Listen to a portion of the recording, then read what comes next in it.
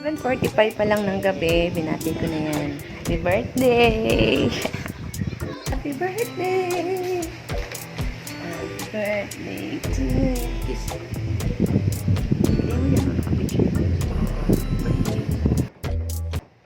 Happy birthday! Basta nakahiga yan ng ganyan. Niyayakap ko yan ng ganyan. Kahit walang kalambing-lambing sa katawan. Yan, yakap-yakap.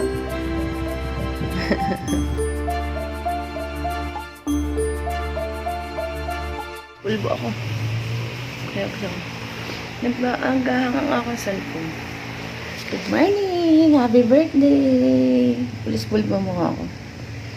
Birthday! Hala, anong birthday day? Si birthday boy! Birthday boy! Punta muna kami sa simbahan.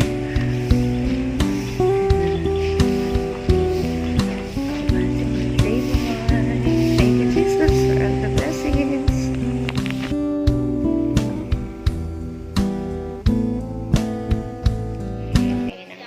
Pagkatapos naming mag-visit, pumunta kami sa palengke para bumili ng pang-simpleng salo-salo sa tanghalian.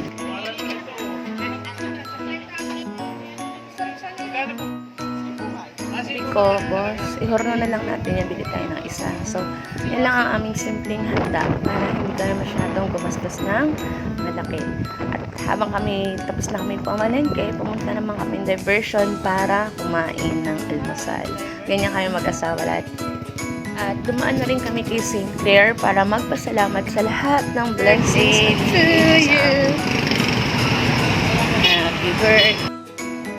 Hindi lang ako ng dalawang cake para kasi gusto ni Tuto. Ayaw ng mga anak ko ng chocolate. Ang gusto nila ay yung braso de Mercedes. Kaya nagbili lang ako ng isang ganyan para meron siyang i-blow at meron ding isang braso para naman may merienda ulit yung aking mga chikiting.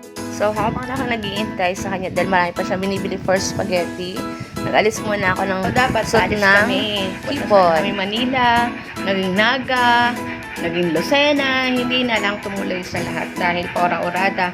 Tapos, inisip na lang namin na dapat kami magtipid kasi malapit na naman ang tuition ng aking college. So, ngayon, nandito lang kami sa bahay, dito lang kami maghahanda ng simpleng salo-salo lang, kaya sabi ko nga sa kanya, yung pakarniwang araw na kain kami sa labas, tas ngayong birthday niya, nandito lang kami. So, ito yung pinili namin para ka-birthday ko sa isang linggo, ganito rin. At kami ay magluluwas na lang as anniversary namin para isang hatid na lang, isang gastos, isang hatid kay Tutoy sa Maynila, isang gastos. Kasi mahirap din kumastos ng kasyang-kasya lang ang pera. So, yun. Ito kami. Gulo ng aking bahay. Naghihimay ako ng hipon. Yan. So, pinili na lang namin dapat pupunta kami kay Naga. So, nag-visit naman kami at nagpasalamat naman kami sa kay St. Clair. So, yan. Hi! Day to you.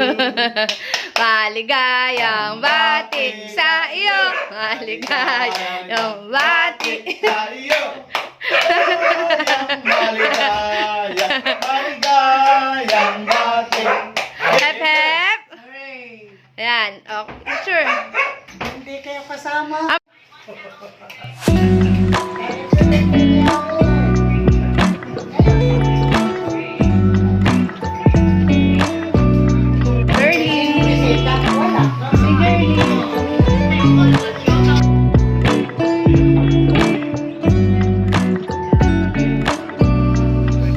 Sabay pa ang due date ng aming ilaw. So, nag-ride muna kami para naman mapatulan kami.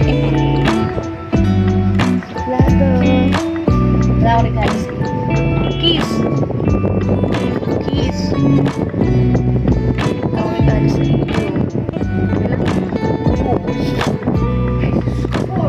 May regalo ko sa iyo katawan ko. Ayaw mo naman eh. Wala na.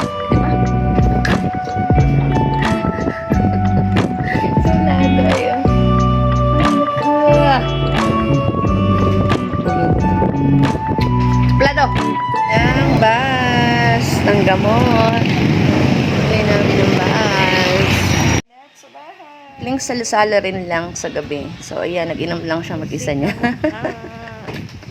At Sabi ko, dapat kami matikim. TikTok din naman si birthday boy, oh.